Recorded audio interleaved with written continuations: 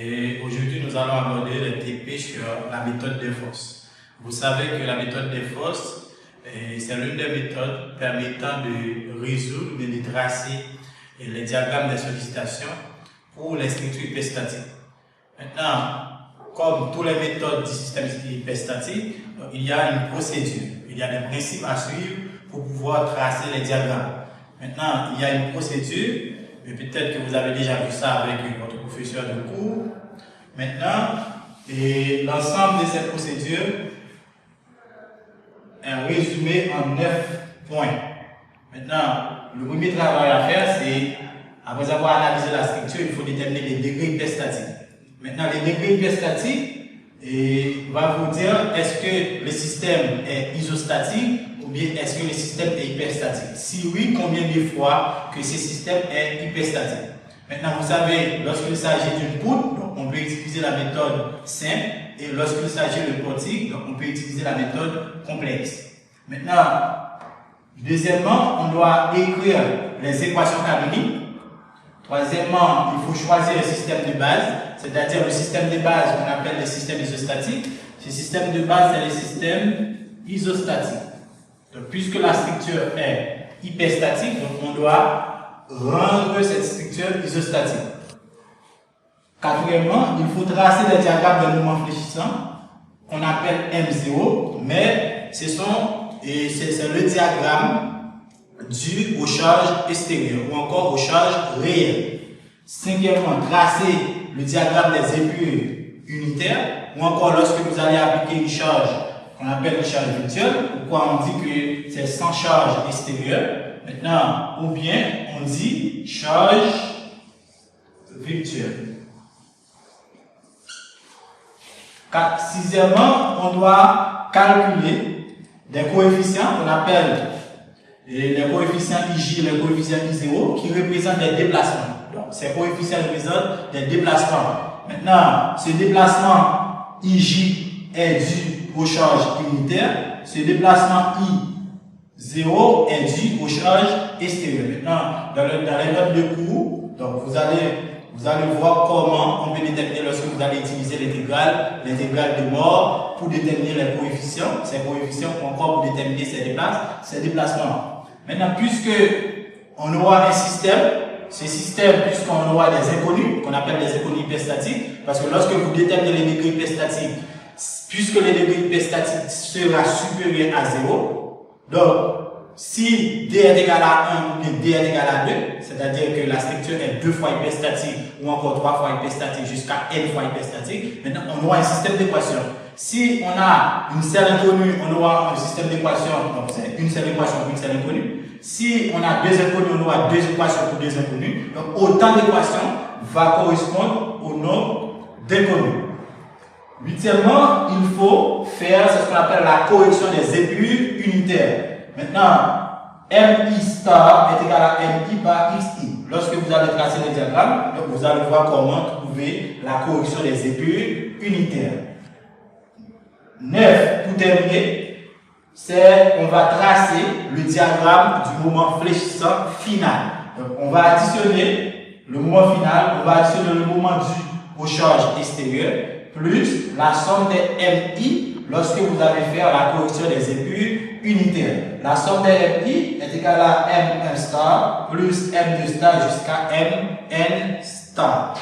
Maintenant, il y a une application sur le tableau. On vous demande ici de tracer le diagramme DMF, le diagramme du moment fléchissant de la structure, de cette structure suivante. Maintenant, ici c'est une poutre. C'est une poutre simple. Au point, ici il y a un point A, il y a un point B. Au point A, si vous faites l'analyse de cette structure, vous voyez ici il y a un encastement. Et en B, il y a un appui simple, c'est-à-dire un rouleau. Maintenant, lorsqu'on va déterminer les degrés hyperstatiques, puisque c'est ça, la méthode nous dit qu'il faut premièrement déterminer les degrés hyperstatiques. Maintenant, on détermine le degré hyperstatique qui est égal à N moins K. N, c'est le nombre de réactions, puisque ici on a un encastement, ça est égal à 3. Ici, on a 3 réactions. Ici, en B, puisque c'est un rouleau, on a 1. Lorsqu'on fait 3 plus 1, ça nous donne 4. N est égal à 4. K, Donc, c'est le nombre d'équations de la statique. Vous savez, puisqu'on fait somme des forces suivant X, somme des forces suivant Y, somme des moments, donc ça nous donne 3. Donc, c'est le nombre d'équations de la statique qui est égal à 3.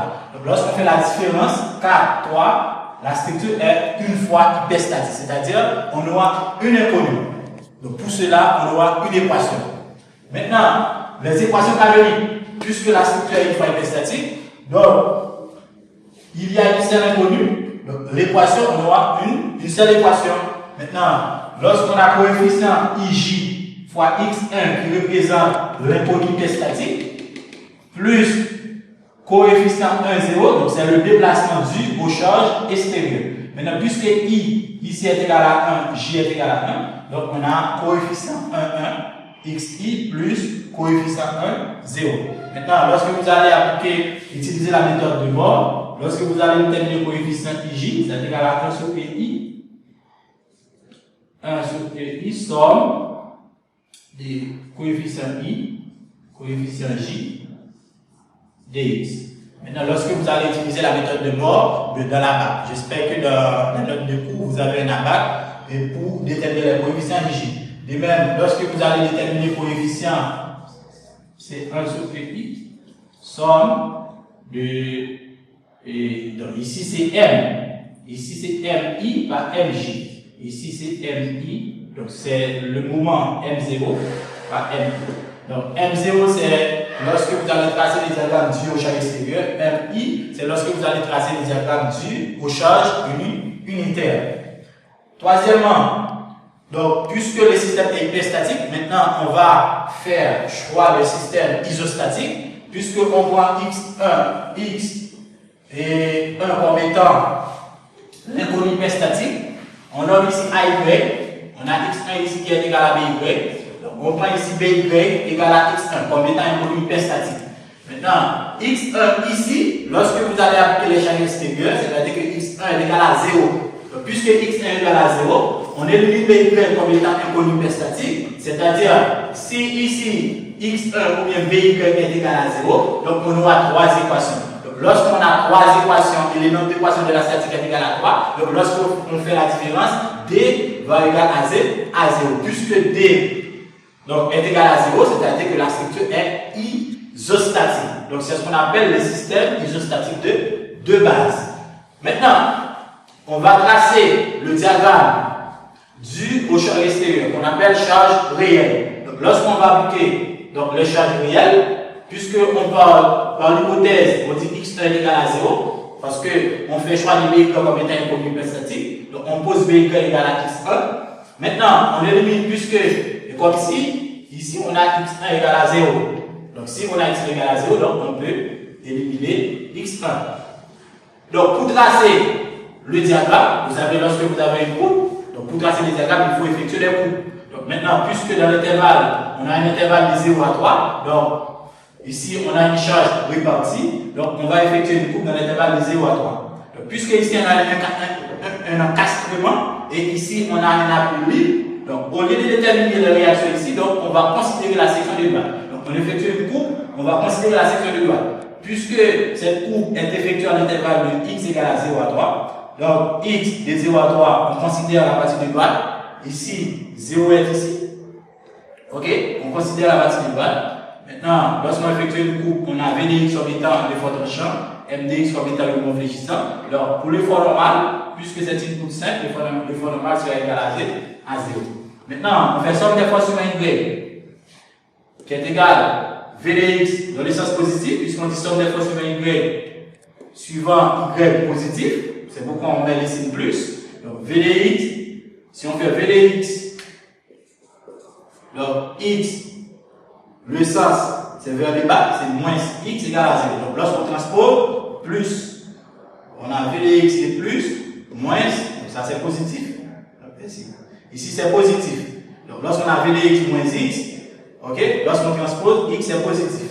Maintenant pour le moment, on dit somme de moment par rapport à la coupe est égal à 0.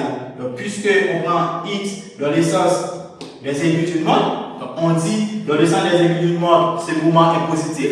Donc on prend Mdx dans le sens des aiguilles d'une montre, Mdx est positif. Donc x dans le même sens, x multiplié par le poids de levier, x sur 2 est égal à moins x carré sur 2. Maintenant, pour tracer le diagramme, qu'est-ce qu'on va faire? Puisque x était dans l'intervalle de 0 à 3, puisque on a considéré la section de droite, donc notre 0 est ici, dans la section de droite. On dit lorsque x est égal à 0, ici on a 0. Lorsqu'on remplace 0 divisé par 2, ça donne 0.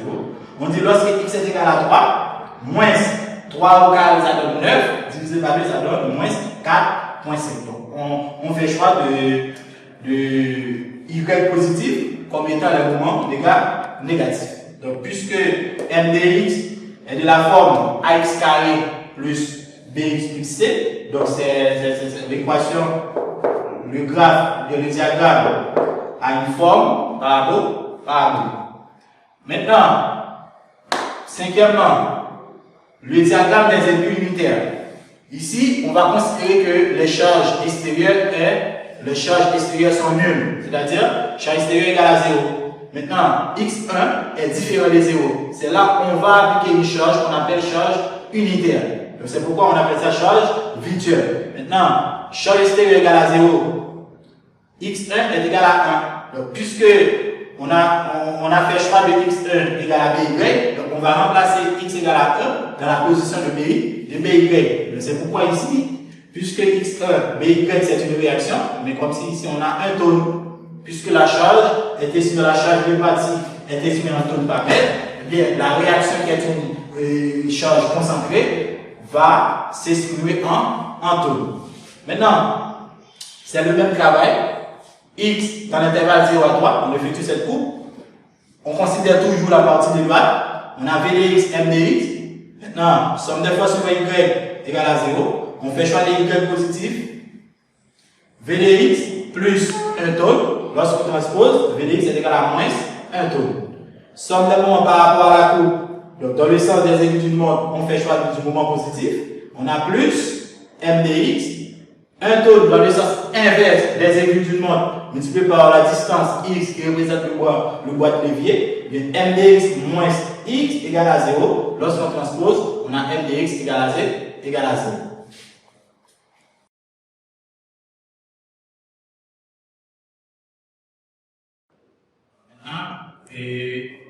Ici, c'est le diagramme des aiguilles unitaires, puisque on a m de x est égal à x, puisque m de x est égal à x, lorsque x est égal à 0, au point B, le mouvement est nul. Lorsque x est égal à 3, au point A, le mouvement est égal à 3 tonnes mètres. Donc ici, on a un mouvement positif, on a choisi le mouvement négatif à y positif et le mouvement positif à y négatif. Donc c'est par conversion des signes.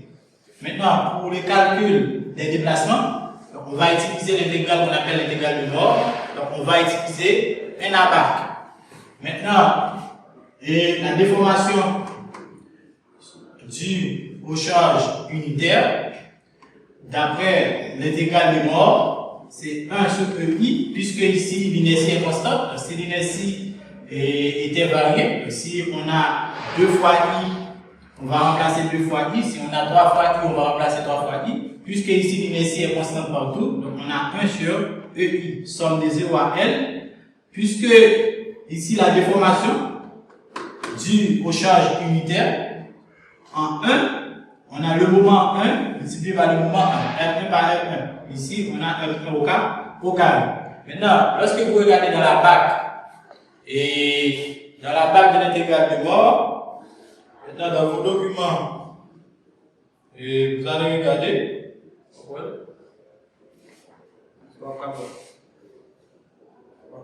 Maintenant, vous allez regarder dans la BAC, puisque ici, le moment M1 est représenté 2 fois, c'est-à-dire qu'on a M1 au carré. Maintenant, lorsque vous regardez dans la BAC, donc, puisque le diagramme du moment unitaire est représenté ainsi, donc on va multiplier ça par le même moment, c'est M1 par M1, M1 par M1. Donc la formule suivant l'intégrale de Moore, donc on doit multiplier ça par L sur 3. C'est L sur 3, MD par MD. Donc dans la formule, lorsque vous regardez dans la BAC, donc c'est L 1 sur EI L sur 3 multiplié par MD par MD, puisque le moment M1 est multiplié par le moment M1. Maintenant ici, MD est égal à 3 tonnes mètres. C'est la valeur du moment au point A. Maintenant, lorsque vous remplacez, puisque L est égal à 3 mètres, vous remplacez L qui est égal à 3. Vous remplacez MD qui est égal à 3 tonnes mètres. Donc on fait 3 divisé par 3, ça donne 1. Lorsqu'on a 3 multiplié par 3, ça donne 9 sur EI.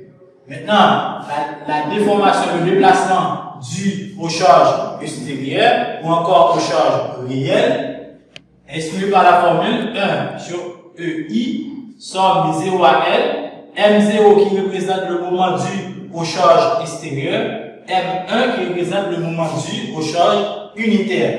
Maintenant, lorsque vous regardez dans l'intégrale, dans la bac de l'intégrale du nord, donc, puisque M0 est représenté par ce diagramme, et M1 est représenté par ce diagramme. Maintenant, la formule nous dit, il faut multiplier L, c'est L sur 4, multiplié par le mouvement M0, multiplié par le mouvement M1. Maintenant, la valeur du mouvement M0, c'est moins 4,5, multiplié par la valeur du mouvement M1, qui c'est 3 tonnes mètres. Maintenant, lorsqu'on fait 3 multiplié par moins 4,5 par 3 divisé par 4, donc ça nous donne un déplacement égal à moins 10,125 sur EI. Maintenant, puisque on a les coefficients qui représentent les déplacements, il faut résoudre le système d'équation. Parce que l'objectif, c'est de trouver l'inconnu hyperstatique. Donc, puisque nous avons choisi x1 comme étant l'inconnu hyperstatique, maintenant on a les valeurs de ces déplacements. On remplace déformation, déplacement 1, 1. On remplace déplacement 1, 0. Maintenant, x1, dans la résolution, vous allez trouver x1 est égal à 1,125t, puisque x1 c'est une réaction, donc ça s'écrit en taux, suivant la valeur du charge réel. Maintenant, on va corriger les épures unitaires. Donc, on note les épures unitaires comme étant MI star, puisque ici on a le moment M1, eh bien, lorsqu'on place I par 1, on a M1 star, qui est égal à M1, c'est-à-dire la valeur du mouvement M1, multiplié par X1, puisqu'on a X1. Maintenant, lorsque vous allez dans le diagramme, au point A, la valeur du mouvement c'est 3 tonnes mètres, donc on multiplie 3 tonnes mètres par X1 qui est égal à 1,125t. Ça donne M1 star égal à 3,375 tonnes mètres. Lorsque vous allez dans le diagramme M1, au point B, la valeur du mouvement est nulle, c'est-à-dire égale à 0. Donc 0 par 1,125 tonnes, c'est égal à 0. Maintenant, vous devez tracer le diagramme lorsque on a corrigé les épures unitaires. Mais le diagramme est représenté ainsi, puisque au point A, la valeur du diagramme corrigé c'est 3,375 tonnes mètres, et au point B est égal à 0. Maintenant, puisque l'objectif c'était de déterminer le diagramme du mouvement, de tracer le diagramme du mouvement fléchissant final. Maintenant, suivant la méthode, on nous dit que MF, qui représente le mouvement final, c'est M0, c'est le mouvement dû aux charges extérieures, plus la somme des mouvements MI star, qui représente la somme des mouvements lorsque on a fait la correction des épures unitaires. Puisque ici, on a seulement M1, et bien la somme de MI star est égale à M1 star. Maintenant, le mouvement final, au point A, lorsque le diagramme du charge extérieur au point A, puisque on a ce diagramme de 4,5 tonnes mètres, on a ce diagramme du au charge extérieur, et bien c'est M0 c'est moins 4,5 tonnes, plus le diagramme dû à la correction des épures unitaires, plus 3,375 tonnes. Mais le mouvement final est égal à moins 1,125 tonnes mètres.